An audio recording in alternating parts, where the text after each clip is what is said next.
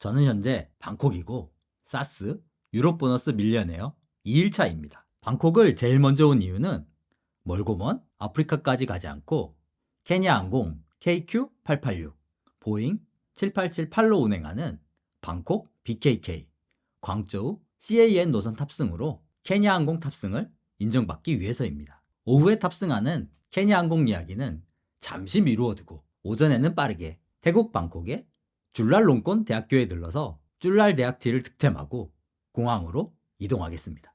방콕에서 숙소를 정할 때 아침에 빠르게 움직이기 위해서 줄랄롱콘 대학교 주변에 숙소를 잡았고, 크게 보면 카오산 로드와 아송역의 중간쯤 위치이기 때문에 방콕의 통상적인 여행이라면 굳이 거기에 왜?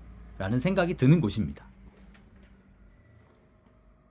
사스 100만 마일을 하는 동안 숙박을 한다면 굳이 비싼 곳에 하지 않고 대략 10만원 안쪽의 가격이면 각 도시별로 어느 정도의 숙소에 머물 수 있나를 살펴볼 생각입니다. 방콕에서는 6만원 정도의 조식이 포함되는 곳에 숙박을 했는데 숙소 컨디션이나 조식의 상태는 생각보다 괜찮았습니다.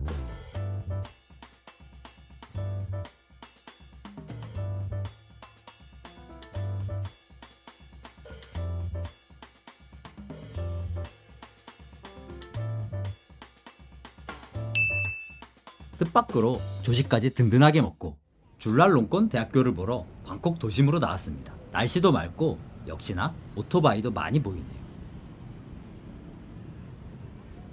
줄랄롱콘 대학교는 왕실학교였고 현재도 태국에서 가장 주목해야 하는 국립대학입니다. 왕실학교였기 때문에 땅도 넓어서 여기서부터 방콕의 번화가인 시암 스퀘어까지가 캠퍼스인데 기념품 샵과 도서관의 위치를 정확하게 확인하지 못해서 어디까지 걸어야 할지 두렵습니다. 일단 학교 내부라고 생각되는 곳까지 부지런히 걸어봅시다. 날씨도 쨍한데 교복을 입은 학생들을 보니 느낌이 더 밝아집니다. 태국은 대학생도 교복을 입어야 한다는데 캠퍼스에서 사복도 심심치 않게 볼 수 있었습니다. 대학티를 사기 위해서는 기념품샵이 없으면 대개는 대학 서점을 가면 되고, 위치가 명확하지 않으면 누군가에게 물어봐야 하는데 오늘은 처음부터 대학 서점이 눈에 보이는데요? 원래 가려고 했던 곳은 아닌 것 같지만 일단 들어가 보겠습니다.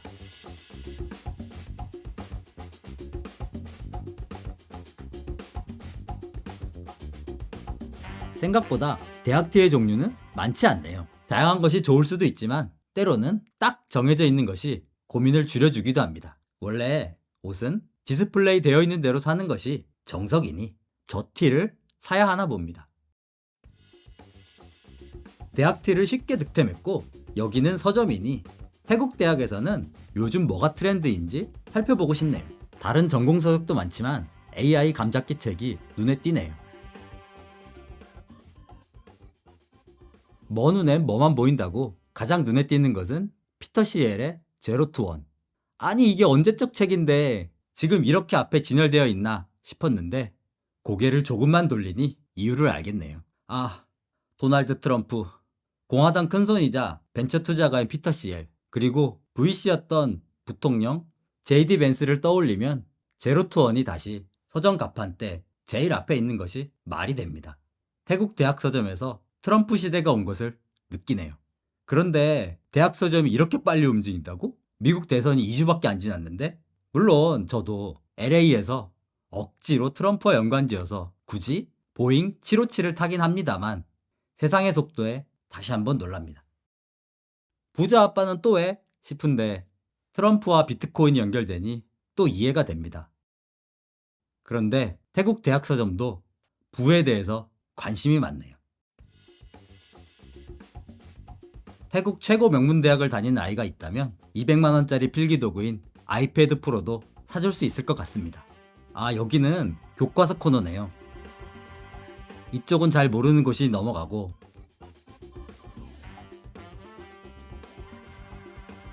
여기는 제가 좀 알 것 같은데 한 2권 정도는 저한테도 기억이 있는 책들이네요. 토마스 앤 피니 시절의 캘큘러스가 저한테는 익숙한데 이제는 토마스의 캘큘러스를 태국에서 만나니 반갑습니다. 세상의 지혜인 통계도 있고 아직은 파이썬인가 보네요. 그렇지만 대학 서점에서 가장 놀라운 것은 자유롭게 돌아다니는 댕댕이네요. 강아지와 더 놀아주고 싶지만 대학 도서관을 보러 부지런히 또 걸어봅니다. 학교가 넓으니 셔틀버스가 다니는데 정말 캠퍼스 넓네요.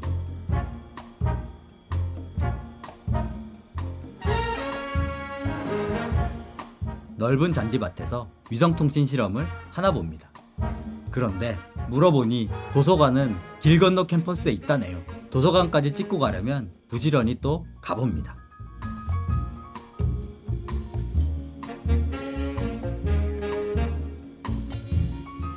도서관 가는 길에 보니 학생 식당인가 보네요. 공항 시간만 아니면 학식 먹고 가고 싶은데 일단 물어물어 도서관으로 이동하겠습니다.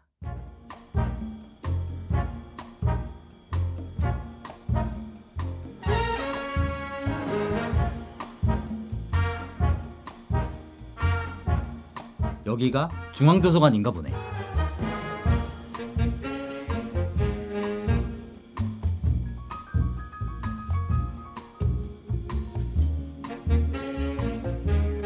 혹 이분이 줄랄룸권 왕인가요?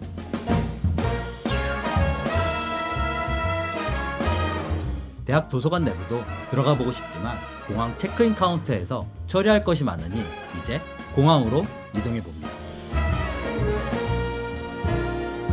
태국은 택시비가 상대적으로 싸기 때문에 방콕 시내에서 BKK, 방콕, 수암나폰 국제공항으로 그랩으로 이동할 수도 있지만 오늘 새벽에 방콕 공항에 일찍 도착해서 그랩을 탔기 때문에 지금은 방콕 공항철도인 에어포트 레일 링크를 타고 공항까지 이동하겠습니다. 방콕 공항철도를 타기 위해서는 방콕 도심의 출발점인 빠야타이역까지 이동해야 하는데 여기서 걸어가기에는 멀기도 하고 너무 덥기 때문에 빠야타이역까지만 치트키로 그랩을 타도록 하겠습니다. 오늘 새벽에 그랩을 탔을 때는 기사님이 그렇게 동영상을 보시더니 오늘 기사님은 음악을 또 크게 들으시네요. 그래도 거리가 짧으니 참고 가봅니다. 공항철도 빠야타이역은 BTS 빠야타이역에서 연결되어 있지만 잘 찾아가야 하는 것을 주의하세요. 공항철도 티켓은 키오스크를 영어로 변경하면 어렵지 않게 살 수 있습니다. 타이베이와 마찬가지로 토큰이 나오네요. 가격은 45바트, 대한민국 원화로 2,000원이 안 되는 가격입니다. 방콕 택시도 그렇게 비싸지는 않지만 택시보다 저렴한 가격, 그리고 방콕 시내 교통 체증을 생각하면 공항철도 에어포트 레일 링크는 안 탈 이유가 없는 선택입니다.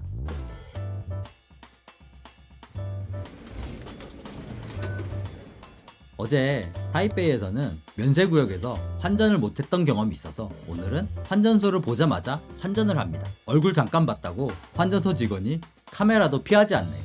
오늘 새벽에 1시 넘어서 도착했을 때는 공항이 매우 한산했는데 지금은 공항 시작부터 사람이 많네요. 방콕 수암나폰 공항 터미널은 가로 길이가 1km가 넘는 무시무시한 크기지만 터미널이 하나밖에 없기 때문에 낮에는 혼잡할 수밖에 없는 구조입니다. 보안검사와 이미그레이션이 그렇게 까다로운 것은 아니지만 사람이 몰릴 수 있고 면세구역의 게이트까지 이동 거리가 최대 1km 정도로 멀 수도 있기 때문에 시간에 여유를 갖고 도착해야 하는 공항입니다. 오늘은 케냐 에어웨이즈, 케냐 항공의 보잉 7878을 이용해서 태국 방콕 BKK에서 중국 광저우 CAN으로 비행을 합니다. 케냐 항공의 공식 홈페이지에서는 사스 유럽 보너스 포인트 번호를 직접 입력할 수가 없어서 체크인 카운터에서 입력해야 합니다. 그래서 굳이 일찍 공항에 도착했는데 출발 3시간쯤 전인데 아직 체크인 카운터를 열지 않았네요. 잠시 기다리다 체크인 카운터가 열렸고 사스 포인트 적립해야 한다고 이야기하니 거기 스카이팀 맞니? 잠시 헤매었지만 그럴 때면 스칸디나비아 항공의 아이타 코드인 SK를 이야기하면 그나마 빨리 해결됩니다. 방콕에서 광저우 가는데 무슨 케냐 에어웨이즈냐 하겠지만 그래서 이 노선이 중요합니다. 사스 100만 마일런을 하는데 케냐 항공을 탄다면 원래는 케냐 항공의 허브 공항인 아프리카 나이로비를 한 번은 거쳐야겠지만 케냐 항공의 KQ886 나이로비 MBO 광저우 CAN 노선은 중간에 방콕 BKK를 거쳐서 운행하고 그래서 방콕 광저우 노선을 타면 아프리카 나이로비까지 가지 않고 케냐 항공을 이용할 수 있습니다. 이런 경우에 또 다른 대표적인 예가 KLM의 암스테르담 AMS, 싱가포르 SIN, 발리 DPS 구간, 암스테르담 AMS, 쿠알라룸푸르 KUL, 자카르타 CGL 구간도 있는데 이 구간에 투입되는 보잉 787, 777 같은 경우 최대 항속거리를 따지면 중간에 방콕, 싱가포르, 쿠알라룸푸르에 내리지 않고도 비행할 수도 있지만 굳이 억지로 논스톱으로 운행하는 것보다 중간에 한 번 쉬어서 재급유도 하고 승객도 받는 것이 항공사 입장에서 유리한 것이 아닐까 싶네요. 물론 시간이 충분하다면 나이로비 꼭 가고 싶지만 저도 나이로비까지 가지 않아서 좋네요.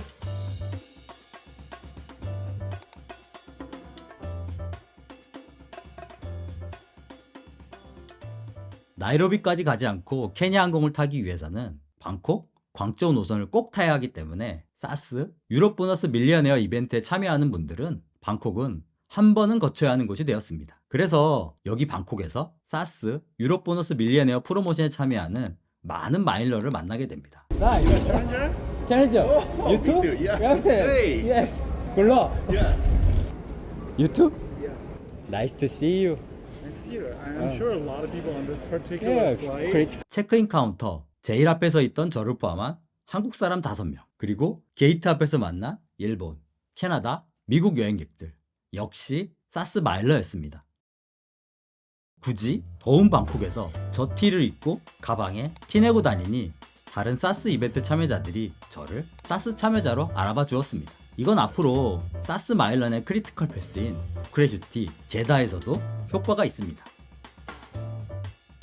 오늘 탑승할 비행기는 케냐의 플래그 캐리어인 케냐 에어웨이즈의 보잉 7878이고 케냐 항공의 광동체 기종은 오직 보잉 7878 9대로 구성되어 있습니다. 7878은 787의 세부 형식인 8, 9, 10 중에서 항속거리가 가장 짧은 형식이고 대한민국의 787 운항사인 대한항공, 에어프레미아는 787-9, 787-10만 운항하기 때문에 국적기로는 타보기 어려운 형식입니다. 그리고 이번 사스 마일런에서 저는 모두 3번의 787을 타는데 모두 787-8이었습니다. 보딩은 시작되고 게이트 창으로는 일주일 뒤에 이용할 사우디아가 보이네요. 조금만 기다려라, 사우디아.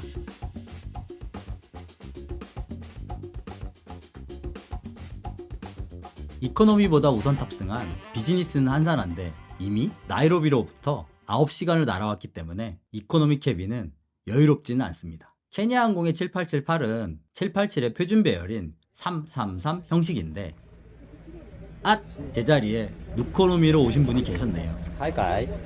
Hi guys. 창가 쪽이 내 자리다 하니 이분 눈을 부라리면서 다른 데 가라고 하네요. 그래도 내가 제이야 다시 이야기하니 자리를 비켜줍니다. 이런 것을 찍었어야 하는데 경황도 없었고 솔직히 무서워서 못 담았습니다. 그래도 일은 해야 하니 케냐 항공의 이코노미 좌석 간격은 갤럭시 기준으로 가로는 충분하고 세로로도 살짝 여유가 있는 비교적 준수한 좌석 간격을 갖고 있습니다. 멀리 다니는 와이드바디 기체인데 이 정도 간격이 없으면 불편합니다. AVOD에 살짝 실망하지만 안전 비디오에 아프리카 항공사라는 것을 잊지 않게 사자를 등장시키는 것이 인상적이네요. 때가 되니 이륙을 준비하는데 이따 저녁에 한국으로 돌아가는 A330이 게이트를 내주고 주기되어 있네요. 하이가이즈 형님 때문에 갑자기 저 비행기가 타고 싶어졌습니다. 힘겹게 앉은 창가 자리인데 그래서 이륙 장면은 꼭 내보내야겠습니다.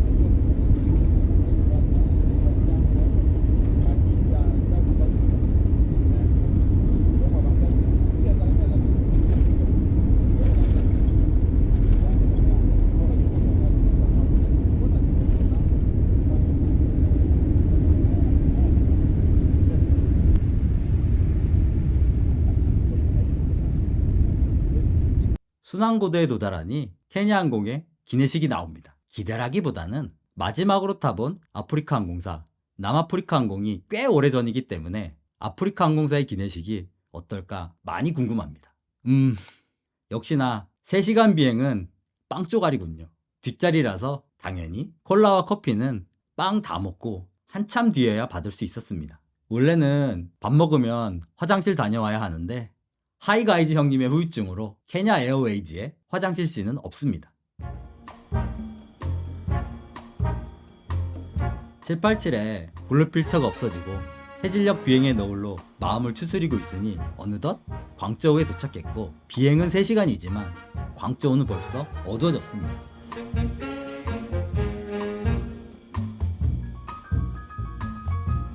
간첩법 시행 이후 처음 발딛는 중국 본토, 내릴 때부터 살짝 두렵습니다. 그래도 이제 중국 비자는 안 받아도 되니 그나마 다행입니다.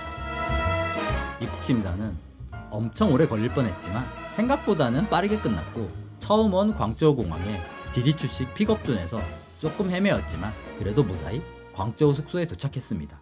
내일은 새벽 4시까지 공항에 가야 하기 때문에 광저우 공항 앞 36,000원짜리 호텔. 광저우 시내가 아닌 것은 접어줘야 하고 냉장고가 없는 것이 좀 신기했지만 가격과 방 크기 그리고 무료 공항 셔틀까지 생각하면 모든 것이 용서됩니다. 공항에 새벽 4시에 도착해서 중국 국내선 환승을 하는 신기한 경험은 다음 에피소드를 기대해주세요.